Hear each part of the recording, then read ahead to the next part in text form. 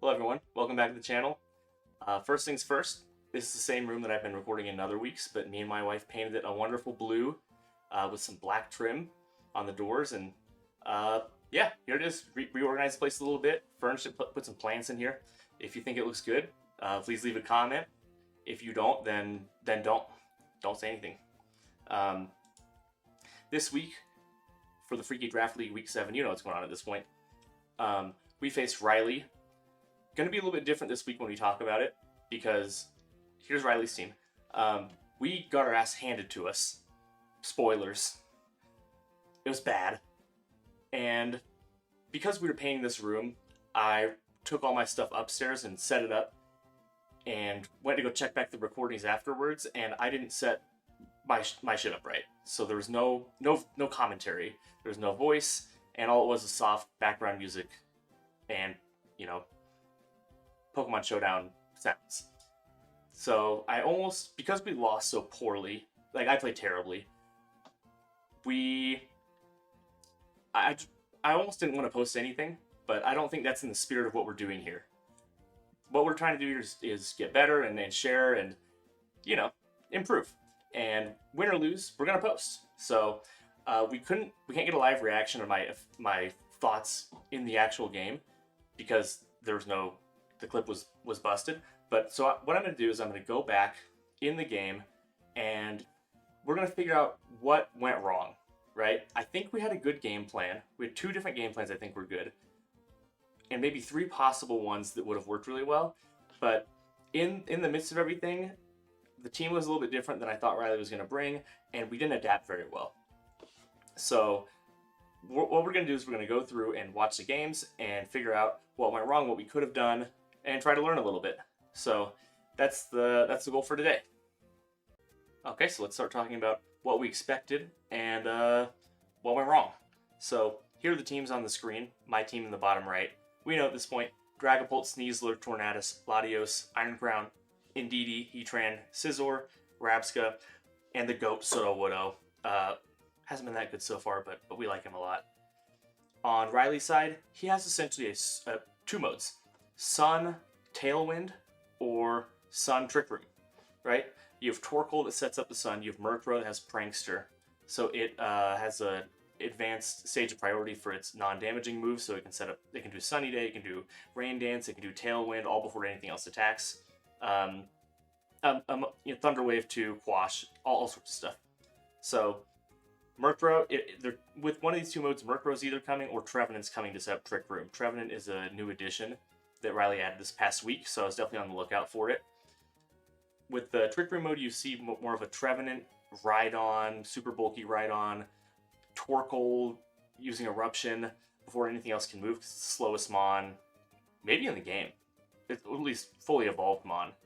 Sudowoodo's a little tiny bit faster, but I can speed tie it with Iron Ball, which, spoiler, is what I try to do. And then with Tailwind mode, you have Murkrow either setting up the Sun or doing Tailwind or both. And then having fast Chi-Yu, fast Iron Treads with speed boost. Slitherwing can get a boost from of attack or speed when the Sun gets set up. Gouging Fire same thing there. Venusaur, its speed gets doubled in the Sun. And then you have a couple random mods in here, like Riolu that also has Prankster, but not for Tailwind. It has Coaching and a couple other moves to help boost its friends' attack defense. And Sylveon, not sure. Yeah, kind of random. I don't know. I wasn't particularly looking out for Sylveon, so especially with my team, Sneasler. You know, Sylveon does not like poison. It doesn't like steel. So if we look at my mons, we have Sneasler, most notorious poison mon in the game, right? Iron Crown, super dangerous poison. Steel. Iron Crown, Tachyon Cutter, Steel. Heatran, Steel. Scizor, Steel. Like, spoilers again, Sylveon comes, and it's a huge deal. But I, at no point, thought that Sylveon was going to come. I wrote 2 mons off first. Charjabug and Sylveon.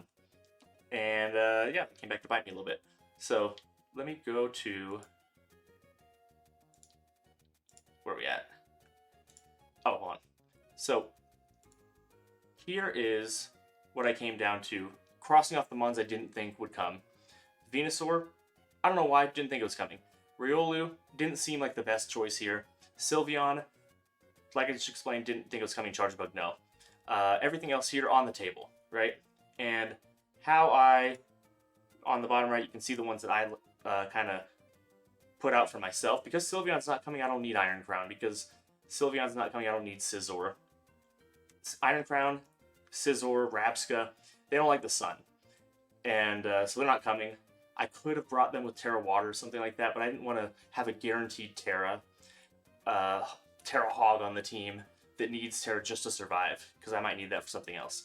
So decided that they're out. Latios is, I initially had a team with Latios, but when I looked at it further, I'm like, okay, Iron Tread's most popular move is, or one of its most popular moves is having knockoff, really fast knockoff, and that's super effective to Latios. If Murkrow runs Foul Play or some other dark move, that's super effective to Latios. Chi-Yu, that Snarl, Dark Pulse, that's super effective to Latios. Slitherwing has bug moves, which are super effective to Latios. Trevenant has ghost moves, which are super effective to Latios. And so I decided that Latios can't come, because they're just too, it would become a Terra Hog as well. So this is what I came down to, choosing between Dragapult, Sneasler, Tornadus, and DD, Heatran, Sudowoodo. 1, 2, 3, 4, 5, 6. That leaves 6 Mons. We're good to go. Now we just need to figure out what to do with them. On this side, we have our, at the top, you basically have your Tailwind mode, and at the bottom, you have your Trick Room mode. So we just have to make sure that we cover both of those options, is the idea. All right, so the next step in preparing is looking at some of Riley's past games. I don't know Riley personally. I don't think I've ever played him. So we got to look at his games and see if we can spot any tendencies, any consistencies. One of which stood out immediately is that Murkrow never runs any attacking moves. It doesn't have any KOs the whole year. It always runs Tailwind, obviously. Sunny Day, Thunder Wave, stuff like that. Never any damaging moves. At least he never uses them. And Murkrow has no kills. So, more or less a passive Mon on the field that is just there to be a support. That's how he's been using it. So, Chi-Yu almost always has Scarf, but sometimes holds other things. But either way, Chi-Yu is max speed. Iron Treads, almost every game I saw was running Booster Energy. Gouging Fire is more of a bulky support sort of Mon, but can be a fast, dangerous one too. And that's kind of the playstyle, is he didn't have Trick Room back then, so we got to at least have that in the back of our mind. But yeah, in his playstyle is go fast, burn everything to the ground, which I like. That's kind of my playstyle. So now we know what to look for, and yeah, so we start building our team. In building our team, well, first off, Riley came really, really prepared. I'll say that. The reason I say that is I had 2 or 3 different teams, 1, 2, 3 different versions here, and when we talked after the game, the first thing he said is that he had a lot of trouble building with my team because he could not beat Terra Water, Terra Blast, Dragapult, and that he needed to adjust a lot of things to make sure he could beat that, or else he would just get run over. And what's funny about that is my very first Riley version 1, look at the top left. Terra, Water, Terra Blast, Dragapult. That was his entire premise. I had Choice Scarf, and I think he was kind of practicing against Choice Band, is what he said. But yeah, this is my first version of the team, where the concept was basically outspeed everything with Dragapult, even if it has Booster Energy, have Tornadus in the lead with Tailwind, and then if we wanted to, Tornadus was super slow and could use Hammer Arm to Oko Chi-Yu if it had no bulk, and we could set up Trick Room on ourselves, or if he set up Trick Room, we could kind of get in front of it by hitting Hammer Arm. And then even with that, we would be with 2 Prankster priority Mons, Tornadus and Murkrow. Murkrow is slower, so Hammer Arm would drop our speed, so now we have the slower Rain Dance. So even if we get in a situation where we really need to, where Chi-Yu is on the field and we can click Rain Dance, but Sunny Day is just going to come right after that and he's going to burn us to the ground, we'll be slower, so it'll go Sunny Day, Rain Dance. So kind of being able to flip the speed tiers on itself is the concept of this Tornadus, which we did keep. So I thought that was really funny, that the exact team basically that I initially prepared was the team that he said he had trouble with. So he was on the right track, and this is what we ended up with, our version 3. The concept of this is essentially a couple different things. We have the option to set up Trick Room and have Sudowoodo. we have slow bulky focus sash in DD, kind of weird, but we just want to make damn sure that we don't die in one hit. So we can set up Trick Room or undo Trick Room if we need to. And Soda Widow can be there too, and slow Heatran is also going to be slower than most of Riley's mons. Assuming he doesn't bring his own Trick Room mode, which I didn't think he would. So this core of Indeedee, Soda Widow, Heatran is an option. And then Sneasler, the other option is a Sneasler leading with Fake Out and Coaching. So the idea was Dragapult has a Psychic Seed, so we can get a special defense boost to survive Chi-Yu or Torkoal if it's out there, and we can kind of coach it and Fake Out to get a Dragon Dance up and essentially run everything over with Dragapult. That's why I wanted to lead. So the idea was Dragapult, Sneasler, Indeedee, Tornadus, or Dragapult, Sneasler, Heatran, Tornadus. That was the concept that we wanted to roll with game 1, and then if we saw that that wasn't going to work, then we could do a more Trick Room heavy mode in game 2. One other thing to point out is Heatran is huge here. Because Heatran has Flash Fire, no fire moves can hit it. And with looking at Riley's team, Chi-Yu loves fire moves, Gouging Fire likes fire moves, Torkoal, obviously fire. So that's a critical mon here. We have the Shuka Berry on Heatran, which halves the damage of any ground type moves, meaning we can live one ground move from anything, which is critical. Then we don't have to Terra. Kind of trying to save Terra for Dragapult, so we can do Terra Dragon, Dragon Darts, +2, +3, and just mow everything down. Or we can do Terra Water Tornadus to try to survive Chi-Yu if we really need to. And yeah, so Heatran is huge here. Dragapult is huge here. Sneasler is huge here. And Indeedee could be huge, depending on if we want to set up Trick Room or not. Might have already said this, but with normal gem on Sneasler here, we have the game plan being turn 1, you can Fake Out with Sneasler. I actually took this from Sophie. I thought this was really dope tech. So you Fake Out, and it uses a normal gem, and then you get, because you have Unburden with Sneasler, it'll double your speed because you no longer have an item. So you get the benefit of Fake Out, and with Indeedee Sneasler, it's always a guessing game whether I have Fake Out or not. So if I can get a Fake Out off the first turn, I can double my speed, which would be critical if we're going Tailwind mode, because then I can outspeed Iron Treads, I can outspeed Choice Scarf Chi-Yu, I can outspeed basically anything on the team, as long as I have my own Tailwind and my own Fake Out that I get off. In that case, Sneasler can get in front of everything, hit stuff with Dire Claw, kind of cause chaos. So that's a huge option here too. All right, and here's what Riley ended up bringing. As you can see, I was totally wrong. Sylveon is the second mon here. We have Choice Specs, Terra Ground, Terra Blast, Sylveon with Hyper Voice, which is a fairy move because Sylveon's ability Pixelate makes all of its normal moves fairy moves. Shadow Ball, I'm assuming to hit, well, I don't know actually what that's for. Maybe some Terra Ghost something. And Hyper Beam would also be a fairy move as well, with the 20% boost because of Pixelate. You have his standard Booster Energy, Iron Treads, expected. Not full speed, but close to it. Earthquake, High Horsepower, Ice Spinner, Niche to get rid of my Psychic Terrain. You have Gouging Fire, looks super bulky. I kind of expected a more offensive version if you did bring it. But you have super bulky, Assault Vest, Dragon Claw, Flame Charge, Stomping Tantrum, Heat Crash, Gouging Fire. You have Murkrow with Prankster. Different one than usual though. Tailwind, Sunny Day, which is expected, and then Brave Bird. Oh, that's an attacking move that he's never done that before. Oh, why not a second one? Snarl, which is genius, frankly, because a lot of my mons are special attackers. So if he can get Tailwind up and get a speed advantage, then click Snarl, which, spoilers, he does that. Then he can essentially cut my damage to be negligible. Super smart.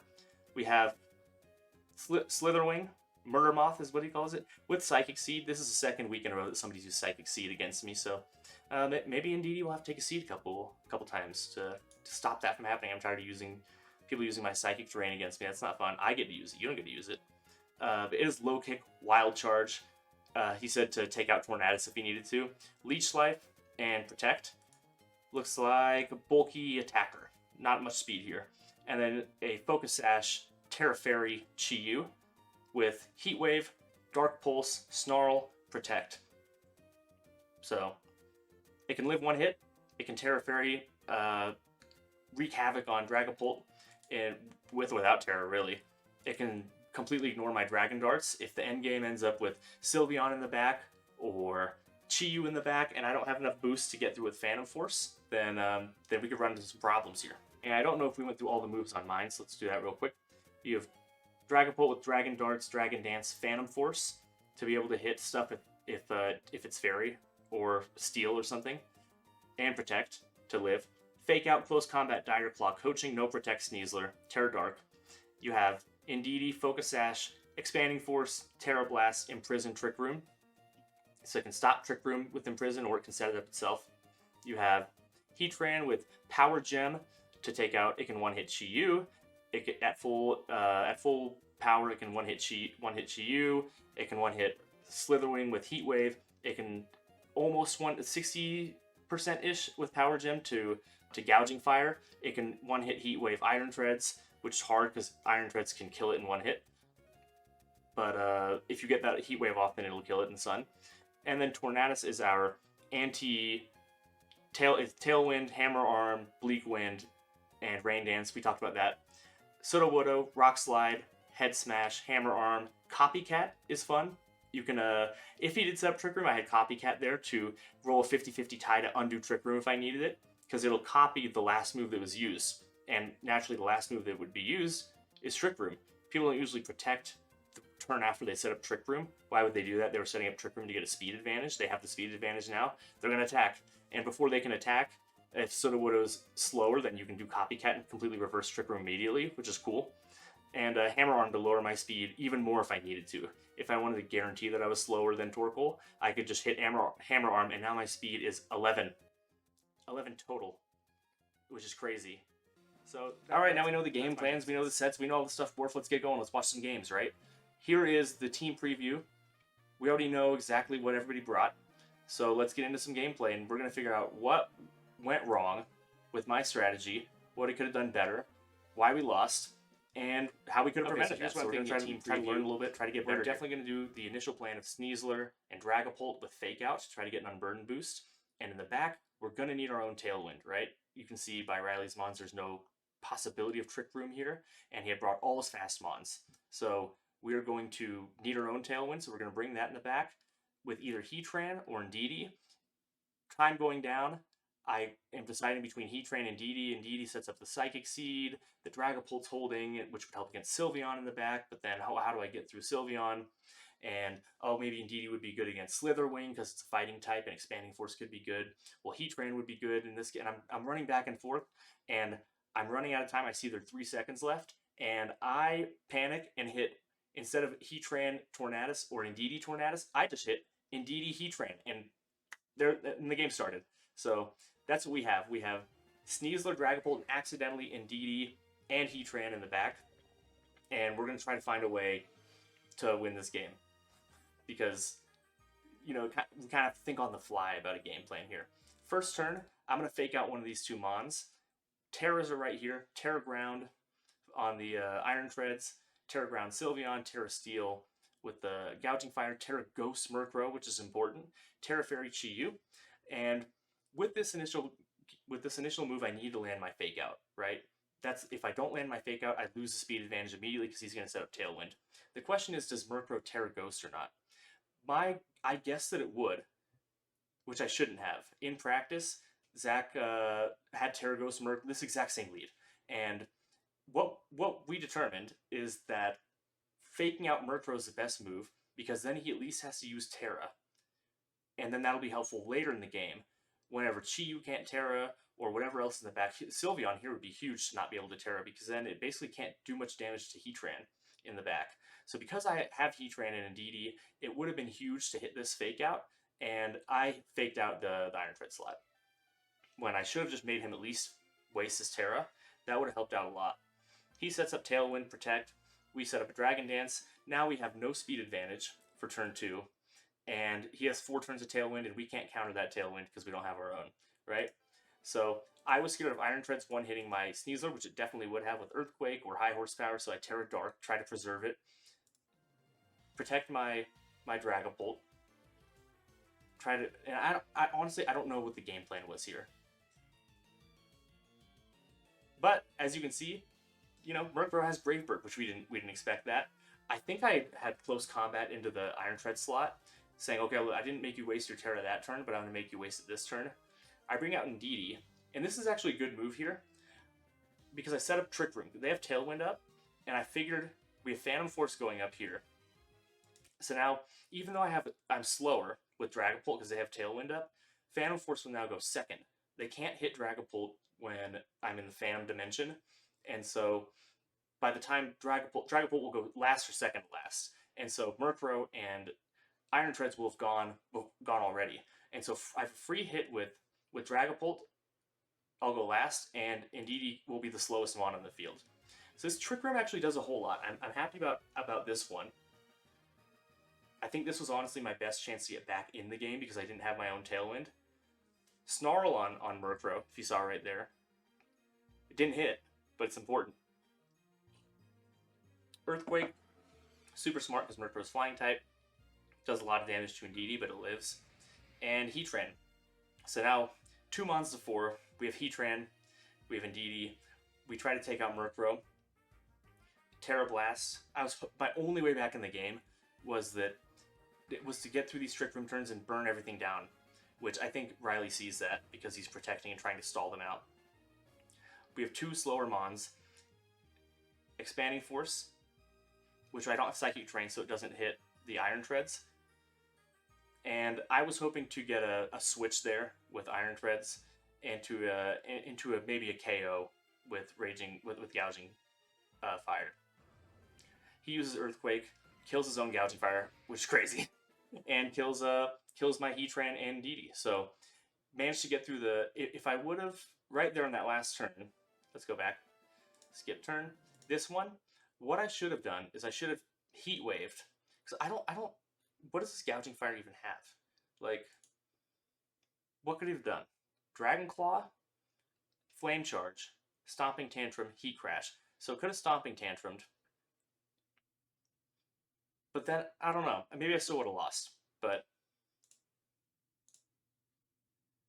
I need to get rid of that Iron Treads. It's just protected so we know it's attacking, right?